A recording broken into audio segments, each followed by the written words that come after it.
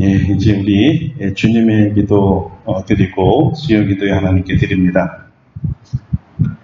하늘에 계신 우리 아버지의 이름을 거룩하게 하시며 아버지의 나라가 오게 하시며 아버지의 뜻이 하늘에서와 같이 땅에서도 이루어지게 하소서. 오늘 우리에게 일용할 양식을 주시고 우리가 우리에게 잘못한 사람을 용서하여 준 것 같이 우리 죄를 용서하여 주시고 우리를 시험에 빠지지 않게 하시고 악에서 도와소서. 나라와 권능과 영광이 영원히 아버지의 것입니다. 아멘. 찬송가 368장입니다.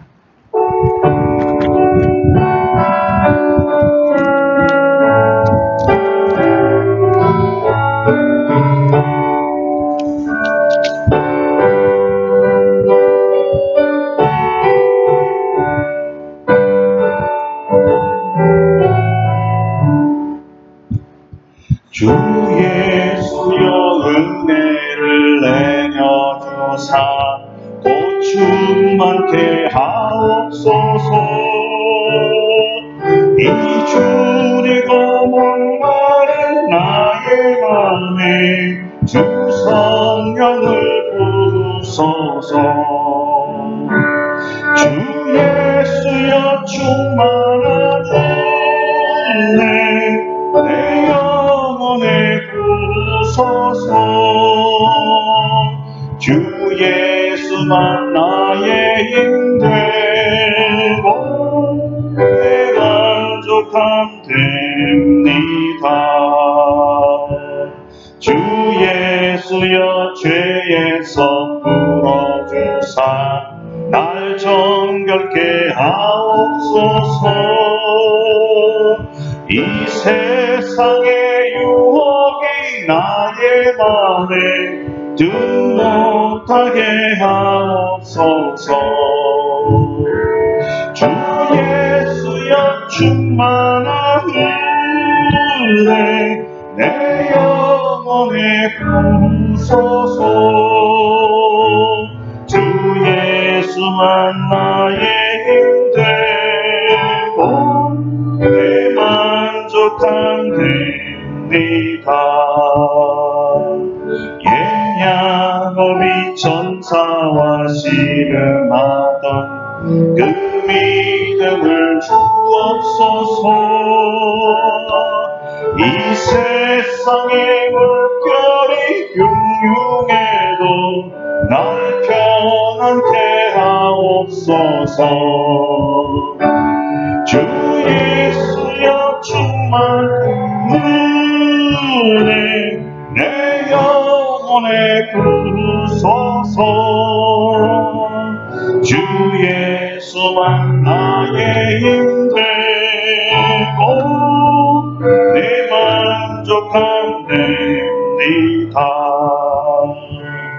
주 예수여 완전한 주의 사랑 나 받기를 원합니다.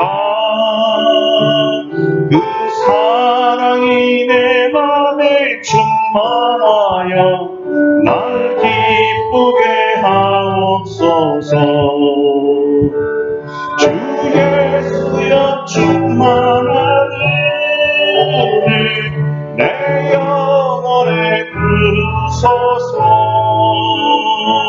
주 예수만 나의 힘 되고 내 만족함 됩니다.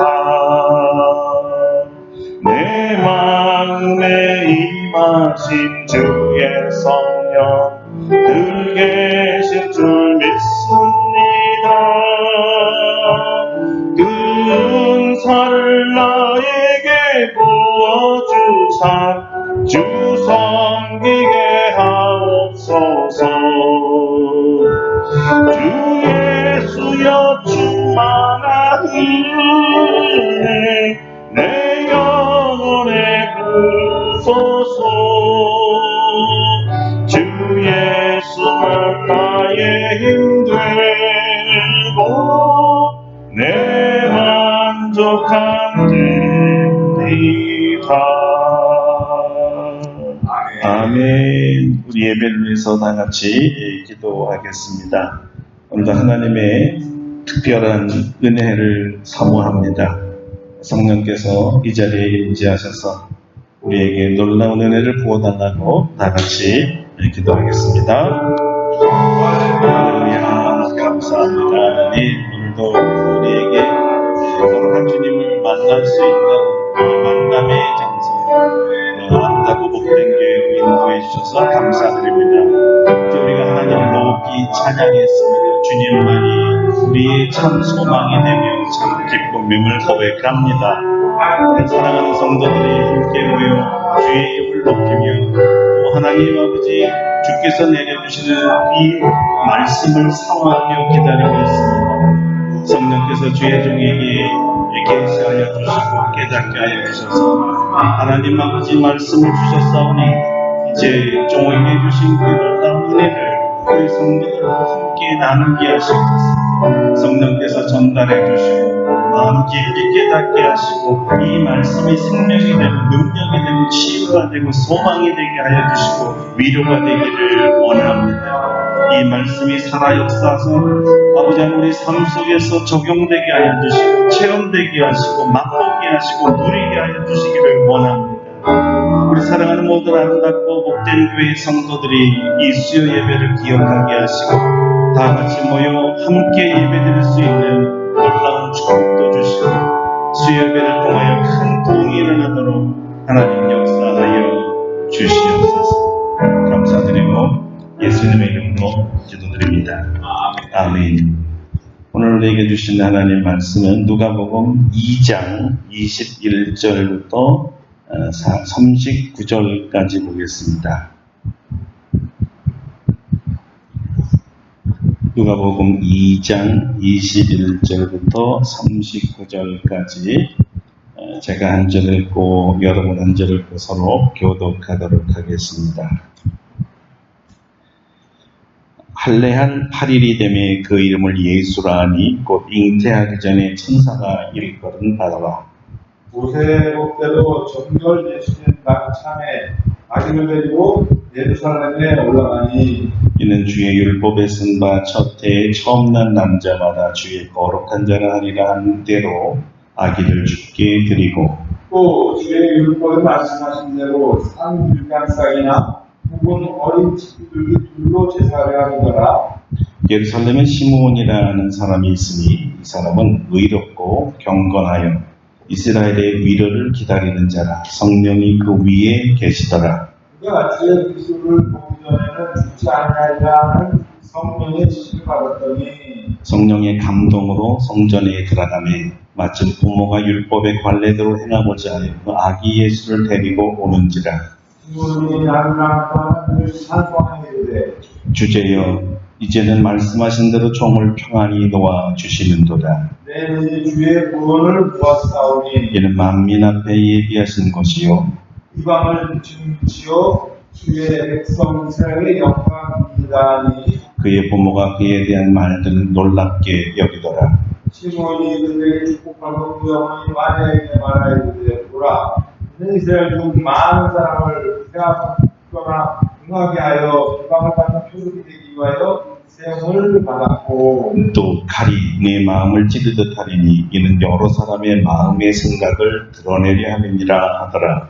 또 아셀과 딸 안나라는 선자가 있어 나이가 매우 많았더라. 그가 결혼한 후 7대 동안 낙tam하게 살다가 과부가 되고 84세가 되었더라. 이 사람이 성전을 떠나지 아니하고 주야로 금식하며 기도함으로 섬기더니 마침 이때 나와 사는 감사하고 이스라엘의 순장을 받은 모든 사람에게 그에 대하여 말하니라. 다 같이 읽습니다. 주의 율법을 따라 모든 일을 마치고 갈릴리로 돌아가 본 동네 나사렛에 이르니라. 아멘. 할렐루야. 네. 오늘 누가복음 강의 9번째 시간입니다. 오늘은 시므온과 안나라는 제목으로 말씀을 증거하려고 합니다.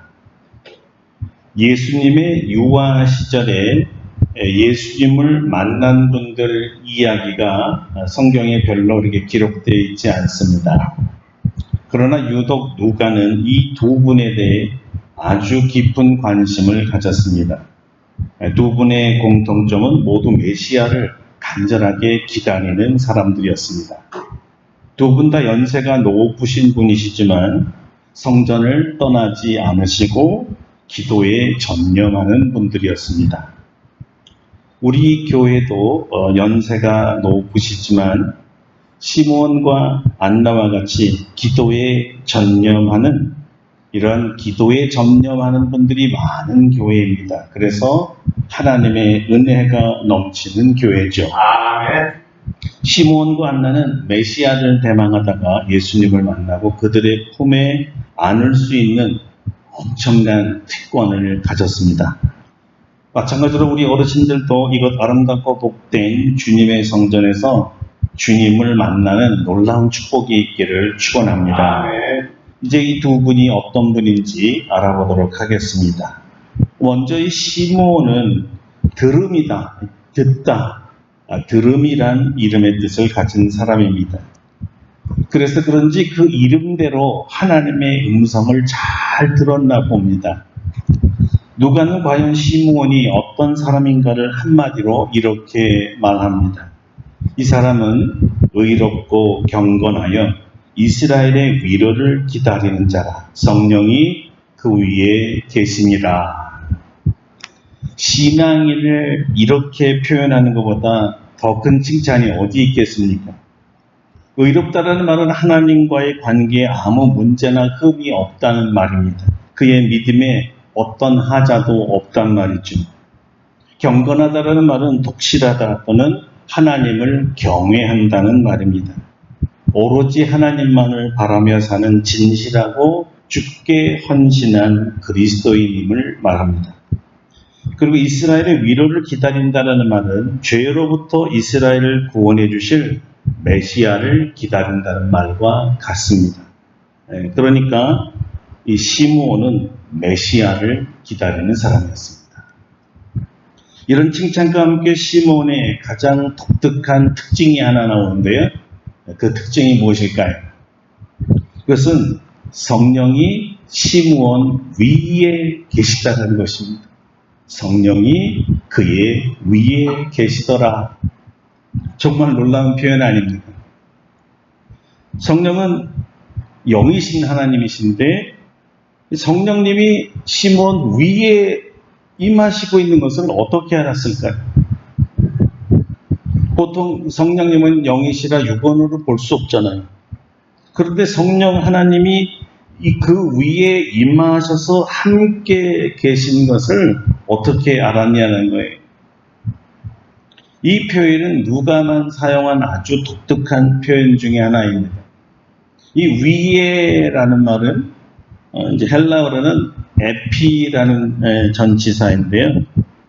여기 말고 누가가 쓴 책 중에 또 똑같이 에피라는 이 말을 쓴 곳이 있어요.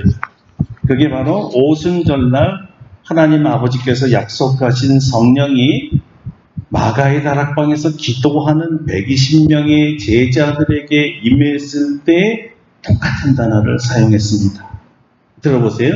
급하고 강한 바람 같은 소리와 물의 혀처럼 갈라지는 것들이 그들에게 보여 각 사람 위에 하나씩 임하여 있더니, 그렇죠? 바로 이 위에라는 말이 시므온 위에 성령님이 계시다는 말과 정확하게 똑같은 단어입니다. 물론 시므온에게 임한 성령은 오순절에 오신 성령님과 같은 성령님의 틀림없지만 시므온의 경험은 구속사에서 교회 위에 성령이 부어지기 전에 오셨던 아주 특별한 은혜였음을 말해주는 것입니다. 놀랍게도 누가는 시므온 위에 임하신 성령도 우리 눈으로 가시적으로 볼 수 있었다는 거예요. 보통 성령님이 임하시면 마음이 뜨겁게 달아온다든가 뭐 이런 체험은 할 수 있지만 눈이 열려서 성령님을 보았다 또는 볼 수 있다 이런 표현은 거의 없습니다. 그런데 시므온은 성령님의 임재를 눈으로 볼 수 있는 아주 특별한 경험을 한 분입니다. 여러분, 우리도 지금 이 자리에 우리와 함께 하신 성령님을 우리 눈으로 볼 수 있다면 얼마나 기가 막힐까요? 그 시므온은 성령 하나님을 보기만 한 것이 아니고요, 성령님과 아주 친밀한 인격적 교제를 하고 있었습니다. 그 증거가 26절입니다. 그가 주의 그리스도를 보기 전에는 죽지 아니하리라는 성령의 지시를 받았다는 거예요. 성령의 지시를 받았다는 것은 성령의 계시를 받았다는 말과 같습니다. 시므온은 이렇게 성령님이 자기에게 직접 말씀하시는 음성도 들었다는 거예요. 성령 하나님을 눈으로 보고 귀로 듣고 말하고 대화하는 사이였다는 거죠. 어떻게 이게 가능할까요? 성령님은 우리와 같이 인격을 갖고 계신 하나님이시기 때문에 가능합니다. 우리처럼 지, 정, 의를 가져서 우리와 소통할 수 있는 분이십니다. 그러므로 성령님과 교제할 수 있는 것은 우리에게 주신 최상의 선물입니다. 인격이신 성령님과의 만남이야말로 정말 모든 크리스찬들이 바라는 로망이죠. 우리의 소원이에요. 물론 하늘나라 가면 눈과 눈으로 주님을 마주 볼 것이기 때문에, 또 얼굴과 얼굴을 마주 대할 것이기 때문에 분명히 볼 수 있을 것입니다. 하지만 시므온은 천국에서 체험할 그 은혜를 지금 여기서 지상에서 맛보았다는 거예요. 누가 이런 엄청난 특혜를 받을 수 있었을까요? 도대체 어떤 사람이 이런 은혜를 누릴 수가 있습니까? 바로 하나님 보시기에 의롭고 경건하여 이스라엘의 구원을 기다리는 자입니다. 종일토록 성전에서 기도하는 자입니다. 주님의 오심을 간절하게 사모하는 자입니다. 그러므로 여러분들도 성령님에 대한 놀라운 인격적 체험을 하기를 원하시면 시므온과 같이 종일 성전에서 기도하는 자 되시기를 바랍니다. 성도가 주께 축복받고 모든 일에 실수함이 없으려면 매사에 전능하시고 전지하신 성령 하나님의 지시를 받고 살면 됩니다. 성령의 지시를 받으려면 먼저 성령님께 매사에 모든 문제마다 물어봐야 될 것이고, 또한 하나님의 음성, 성령님의 음성을 들어야 됩니다. 들어야 순종할 수 있으니까. 오늘날 우리들의 기도 생활을 한번 살펴보기를 바랍니다. 우리들은 주로 어떤 기도를 드리고 있습니까? 엄밀히 한번 우리가 살펴보면 우리가 하는 수많은 기도 중에 대부분은 주님의 뜻이 무엇입니까? 이렇게 주님의 뜻을 묻는 기도를 많이 하지 않습니다. 그러면 어떤 기도를 우리가 많이 할까요? 거의 대부분의 우리 기도는 주시옵소서입니다. 주시옵소서. 안 그렇습니까? 이것 주세요, 도와주세요, 병 고쳐주세요. 다 달라는 기도만 하고 있어요. 그렇죠? 이거 해결해 주세요, 뭐 해주세요. 하나님의 뜻이 무엇입니까? 이건 언제 하면 됩니까? 어떻게 하면 됩니까? 이렇게 묻지 않는다는 거죠. 자, 여러분, 늘 우리는 달라는 기도에 익숙하게 기도합니다. 물론 주님께서 구하는 자에게 주신다고 했으니까 구하는 게 잘못됐다는 것은 아닙니다. 그러나 하나님께서 좋아하시고 기뻐하시는 기도는 달라는 기도보다는 주님의 나라와 의를, 하나님의 뜻을 구하는 기도죠. 아마 우리가 주님의 음성을 듣지 못하는 이유는요, 우리가 들을 수 없는 귀 때문이 아니라 들으려 하지 않는 귀 때문일 것입니다.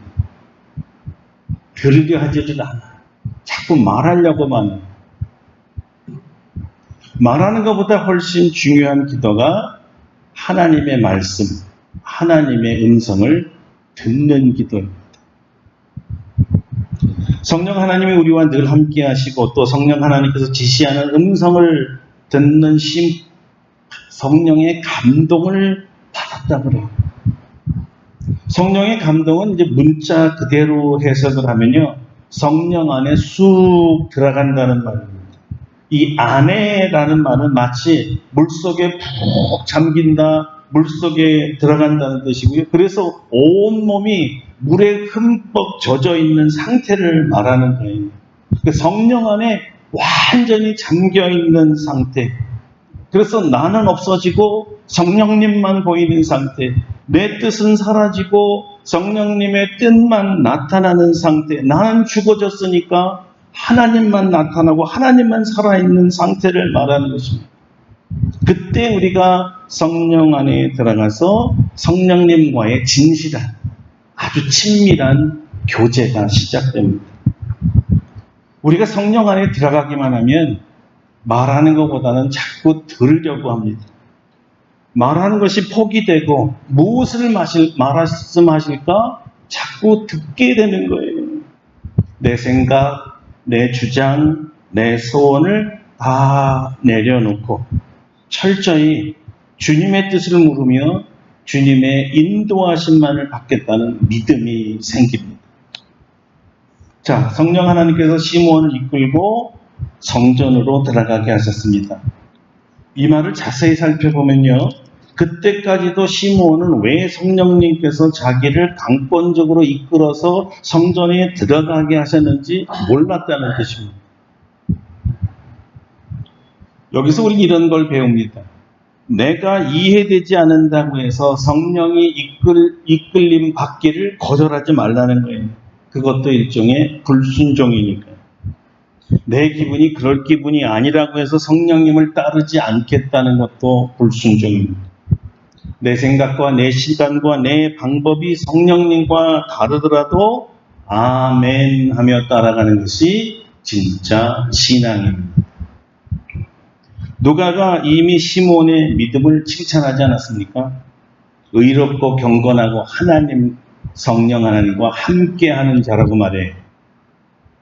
그가 아멘 하면서 따를 때 아마 시므온은 이런 생각을 하고 따랐을 것 같습니다. 아, 성령님 이번에는 저에게 무슨 은혜를 주시려고 하십니까? 이번에는 또 뭘 또 주셔서 나로 하여금 놀라게 할 겁니까? 우리 성령님은 늘 이렇게 좋은 것으로 인도하셨잖아요.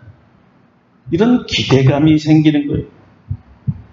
성령님의 인도하심을 따르면 언제나 기가 막힌 역사가 있었다라는 것을 시므온은 회상했을 것입니다.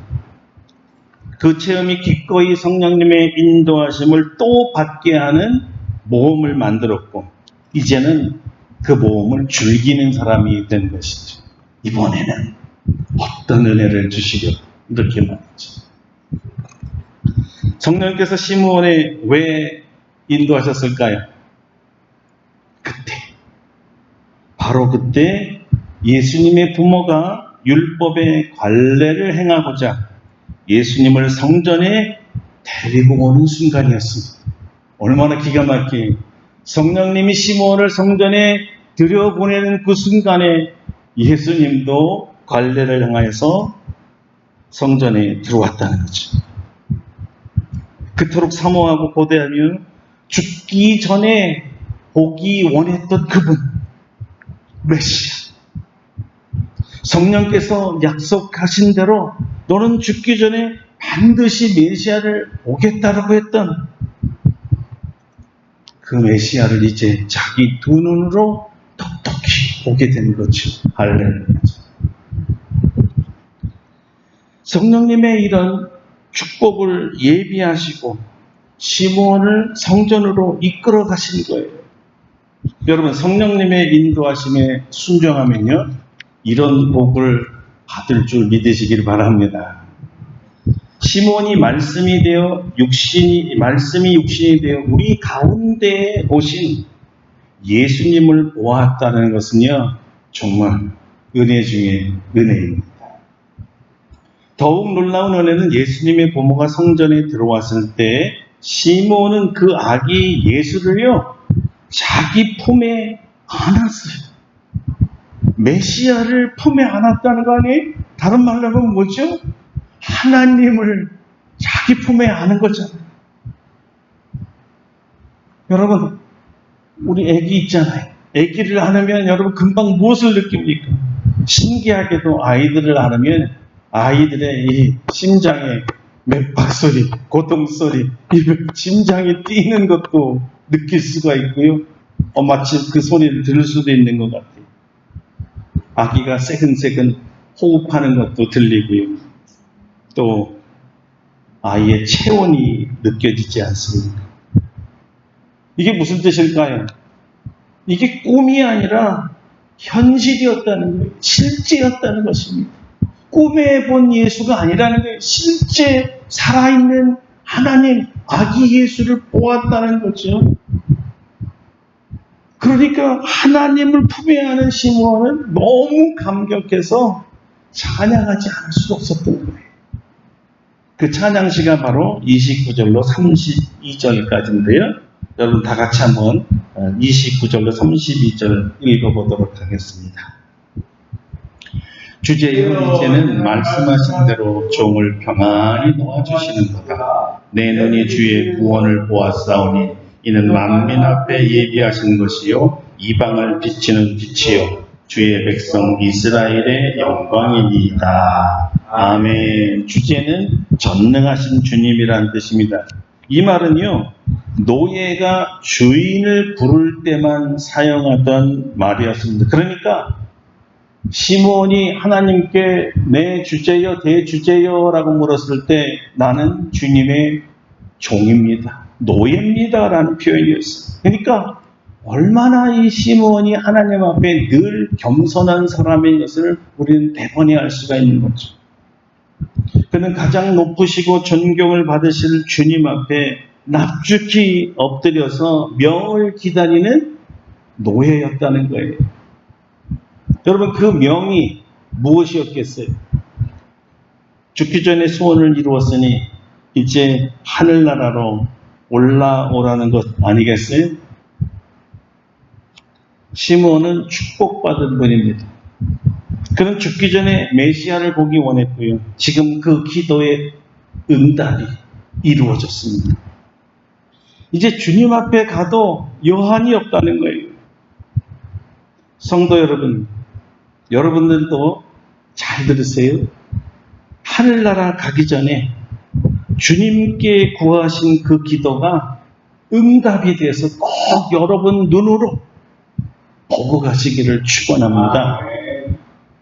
여러분, 그래야 우리가 좀 편안히 하늘나라에 갈 수 있을 거 아닙니까? 주님을 보았다는 것은 천국이 확실하게 있다라는 증거입니다.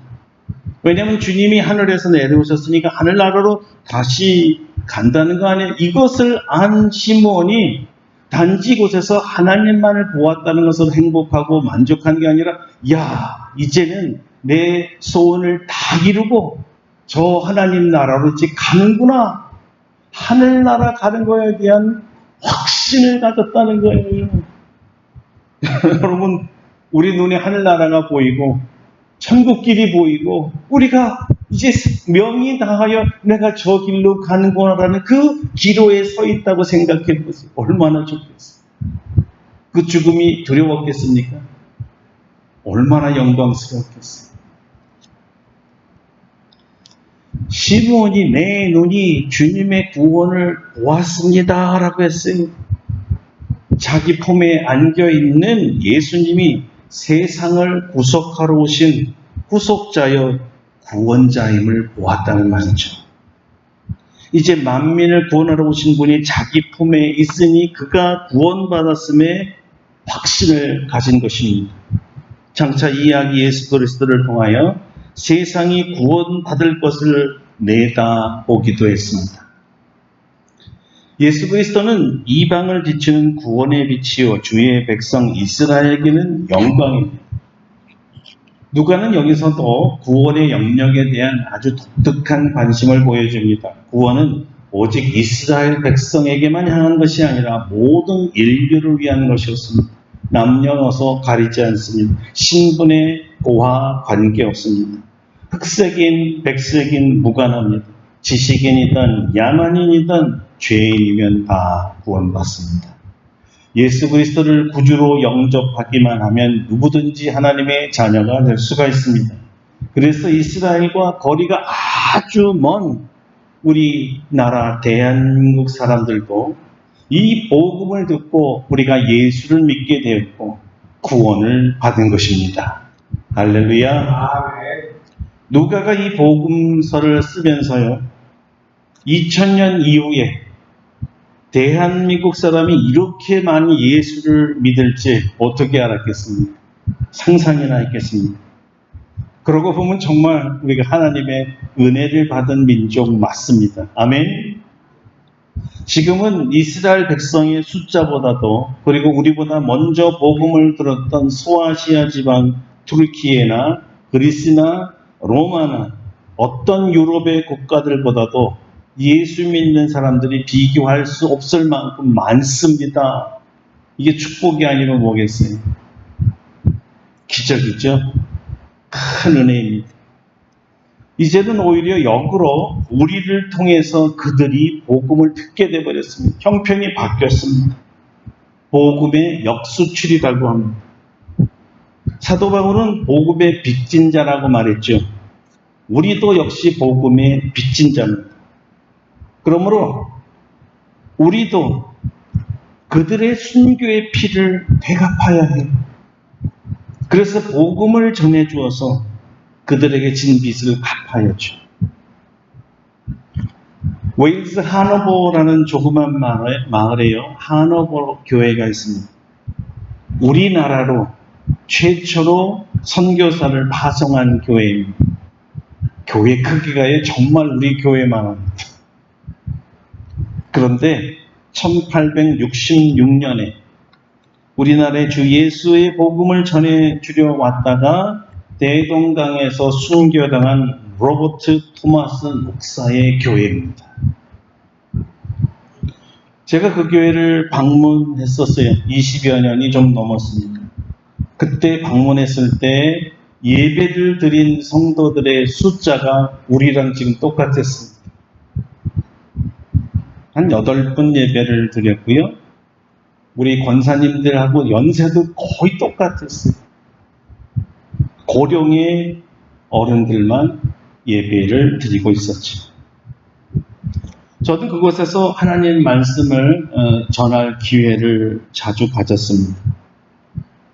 제가 웨일즈 분들에게 설교하면서 저희 나라는, 특별히 저는요, 웨일즈 사람들에게 빚을 진 게 있습니다. 오늘 그 빚을 갚으러 왔습니다라고 말했습니다.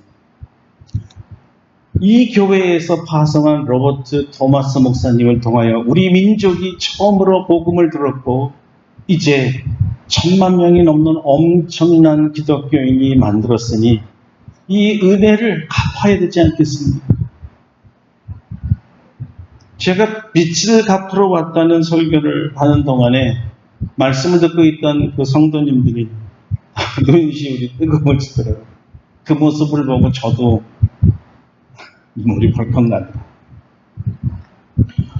여러분, 영국 교회는요, 지금 쇠퇴하고 몰락해 가고 있습니다.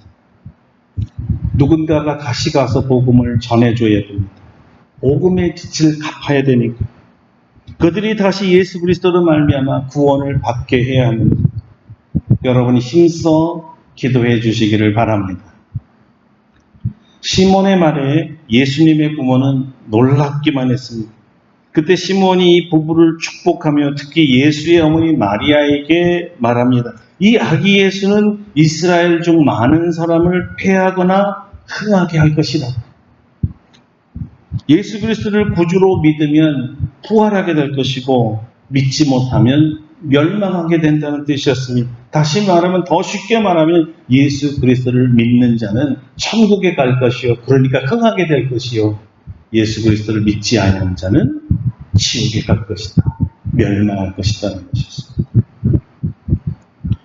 자, 또한 비방을 받는 표적이 되기 위해 세움을 받았다고 했죠. 실로 많은 바리새인들과 대제사장들과 종교 지도자들이 예수님을 얼마나 심하게 핍박했습니까? 틈만 나면 백성들과 예수님을 이간질했어요.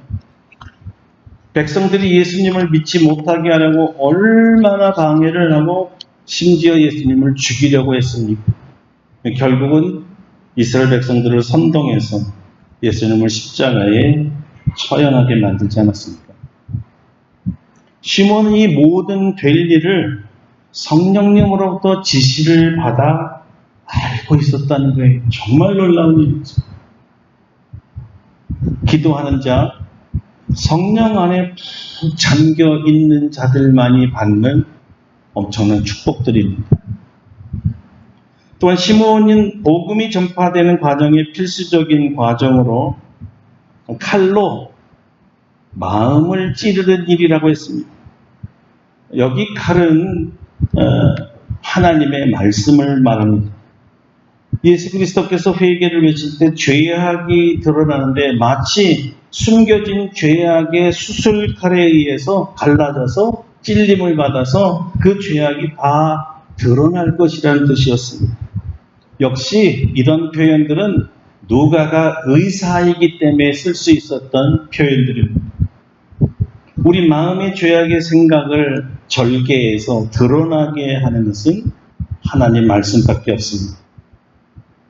그때 사람들은 비명을 지르며 괴로워하겠지요. 그리고 이 예언이 최초로 성취된 날이 오순절이었고 베드로의 설교에 3,000명이 마음의 찔림을 받아 형제들아 어찌할꼬 하며 죄악을 드러내는 회개를 했었습니다. 오늘날에도 성령 하나님께서는 하나님의 말씀을 성령의 검으로 삼아 우리의 마음을 찌르는 사역을 하고 계십니다. 성령께서 하나님의 말씀으로 우리의 심령을 찌를 때 죄 없는 사람은 그 말씀 앞에서 당당하고요, 떳떳합니다. 그래서 아멘, 아멘 하며 즐거워하죠. 그러나 마음속에 죄가 가득 찬 자는 칼이 들어와 찌르고 자르고 후벼내고 도려내는 아픔을 겪게 됩니다.